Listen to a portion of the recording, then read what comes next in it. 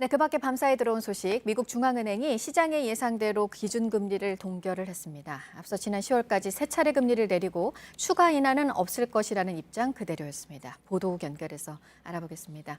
안태훈 기자, 이번 결정은 만장일치였고요. 내년에도 지금 수준을 유지할 것이라고 시사를 했네요.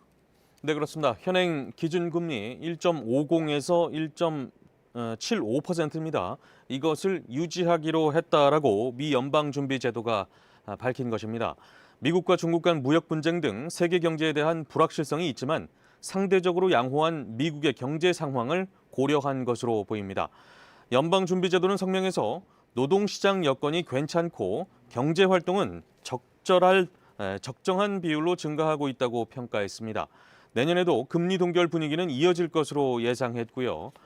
미 연방공개시장위원회 위원 17명 가운데 13명이 내년에 금리가 동결될 것으로 내다봤습니다. 이 밖에 4명은 0.25%포인트 인상을 전망했고요. 금리 인하를 전망한 위원은 1명도 없었습니다.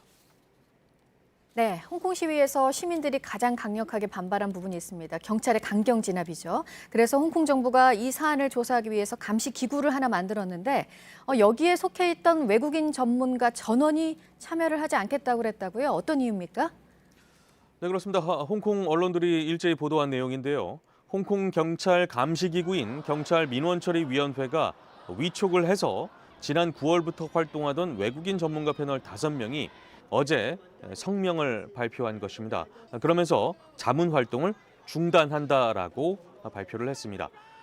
이들 전문가는 홍콩 시민들이 기대하는 조사 결과를 위해서는 더 큰 조사 권한이 주어져야 한다며 더는 의미가 없다는 판단 아래 활동을 중단한다라고 말했습니다. 앞서 이들은 지난달에도 경찰이나 당국에 서류 제출을 강제할 권한도 없고 증인을 소환할 권한도 주어지지 않았다며 이런 상황에서 의미 있는 보고서를 작성하기 힘들다라고 했습니다. 송환법 시위 과정에서 경찰의 강경 진압에 대한 비판의 목소리가 커지자 캐리람 홍콩 행정장관은 지난 8월 경찰 민원처리위원회를 통해서 경찰 진압 과정을 조사하겠다라고 밝힌 바 있습니다. 이 밖에 새로 들어온 소식들은 잠시 후 8시쯤에 다시 연결을 해서 전해드리도록 하겠습니다. 지금까지 아침 한 지금 JTBC 안태훈입니다.